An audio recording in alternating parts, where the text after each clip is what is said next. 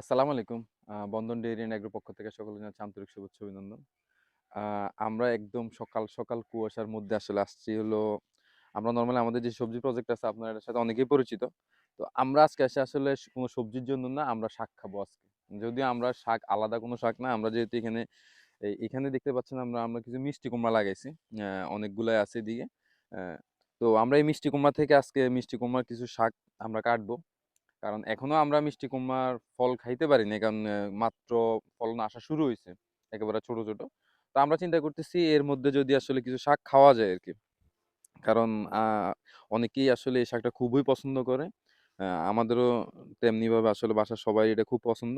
তো আমরা চিন্তা করতেছি আসলে দেখি কিছু এই কুমড়ার শাক অথবা পাতা কাটা যায় কিনা? যেগুলো আসলে মাছ দিয়ে অথবা আমরা অনেক সময় আসলে এটার সাথে আপনার এই যে সিমের বিচির ডাল যেটা, এটা দিয়ে রান্না করে এটা আসলে খুবই মজার হয়। তো আমরা ওইজন্য আজকে আমরা কিছু শাক কাটবো। বিসমিল্লাহ। একেবারে ফ্রেশ কুমড়া পাতা। আসলে আমরা এটা ২ ভাবে করা যায়। একটা হচ্ছে অনেকে শাকের জন্য আলাদা চাষ করে। কিন্তু আমরা এটা আসলে শাকের জন্য আলাদা চাষ করিনি। আমরা এটা এই নরমালি কুমড়ার জন্য চাষ করছি। তো এর থেকে আমরা এই কারণে আসলে অনেকে হয়তো দেখলাম আমরা পাতা কাটতেছি। অনেকে হয়তো ডোগা কাটে একদম। আমরা এগুলো মাত্র ফলন আসা শুরু হইছে। তো যার কারণে আমরা এগুলো কাটতেছি না। আমরা এখান থেকে বেছে, বেছে কিছু পাতা ছাঁটাই করব।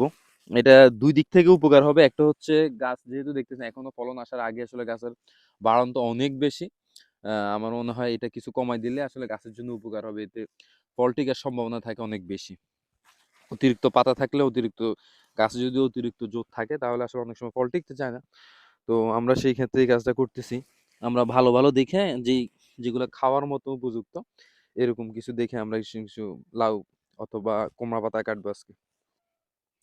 আর আমাদের এখানে আপনাদের যেটা কুমড়া গাছের পাশাপাশি আমরা আসলে অল্প কিছু জায়গা আমরা এখানে টমেটো চারা লাগাইছিলাম। তো টমেটো চারা আসলে ২ ধাপে লাগাইছি।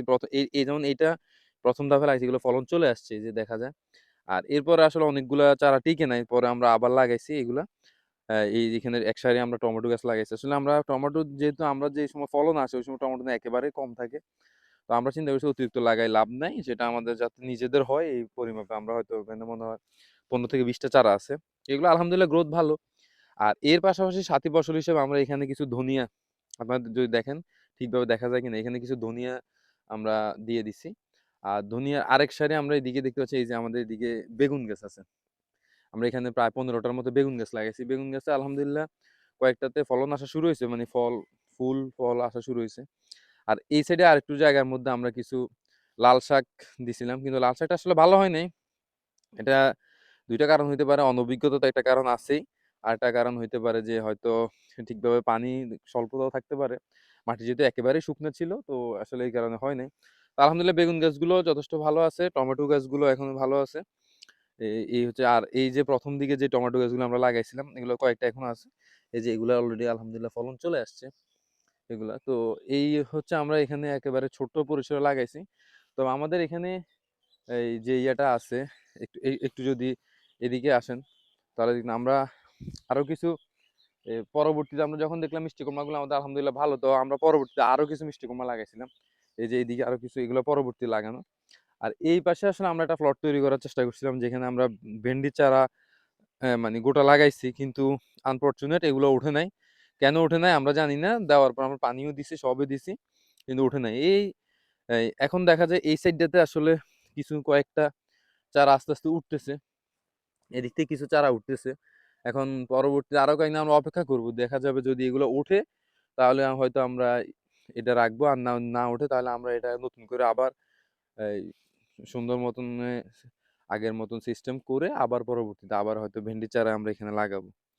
এইখানে হচ্ছে আমাদের আপাতত এই দিকটাতে আমরা এই অল্প পরিসরে আমাদের সবজি। আর এদিক থেকে আমাদের যে লাউ গাছগুলো আছে এগুলোর সাথে আপনারা অনেকেই পরিচিত। তো আমরা অতিরিক্ত লাউর অনেকগুলা আছে, রোগ আছে। এগুলো আমরা কেটে দেওয়ার চেষ্টা করতেছি। এদিকে ফলনও আছে। এই যে এদিক থেকে যদি দেখেন এদিকে আছে আমাদের লাউ আছে। এই যে তো আমরা এগুলা কিছু কিছু অতিরিক্ত যেহেতু পাতা হয়ে গেছে আসলে এগুলা কিছু কেটে দিলে আসলে গাছের জন্য সুবিধা হয়। তো লাউ যদিও আমরা, আপনারা হয়তো অনেকেই দেখেছেন আমরা আসলে অনেকগুলো লাউ অলরেডি হারভেস্ট করে ফেলছি। এই আর কি। আর আমাদের সাথে আছে আসলে আমাদের 2 স্পেশাল গেস্ট। এই দেখতে পাচ্ছেন আমাদের এই বাছুরটা। এটা আসলে আমরা এটা মায়ের সাথে আমরা রাখি না। এটা আমরা আলাদা পালন করি। এটা আমরা আলাদা ফিডিং করাই। মায়ের দুধে খাওয়াই, কিন্তু সেটা আসলে ফিডারের মাধ্যমে খাওয়াই।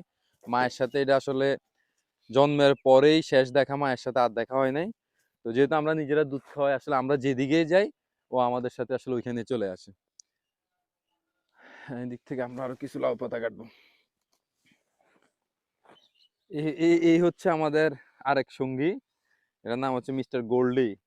ঠিক আছে, আমরা যেখানে যাই সে আমাদের সাথে সাথে থাকে। আমাদের আরো কয়েকটা বিড়াল আছে। তো তার মধ্যে এটা এখনো বাচ্চা বিড়াল, মাত্র 4 মাস বয়স।